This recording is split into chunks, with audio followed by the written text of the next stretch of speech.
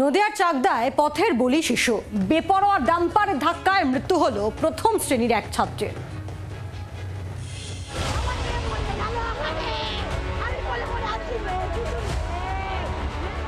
নদিয়া চাকদা থানার রাউতারি প্রাথমিক স্কুলের প্রথম শ্রেণীর ছাত্রী। রাস্তার পাশেই বাড়ি, স্কুলে যাওয়ার জন্য তৈরি হচ্ছিল। সেই সময় বেপরোয়া ডাম্পার এসে ধাক্কা মারে 7 বছরের ছোট্ট শিশুকে। ডাম্পারের ধাক্কায় মৃত্যু হয় শিশু। ঘটনায় শোকস্তব্ধ ছোট্ট শিশুর পরিবার। দুর্ঘটনাস্থল দিয়ে প্রতিনিয়তই ট্রাক এবং ডাম্পার বেপরোয়া গতিতে চলাচল করে বলে অভিযোগ। কি হয়েছিল আমি জানি না, আমি ছিলাম বাড়িতে, ডাম্পার এসে মেরে দিয়েছে। কে হয় আমার নাতনি। নাতনি কি নাম? নাতনির কি নাম?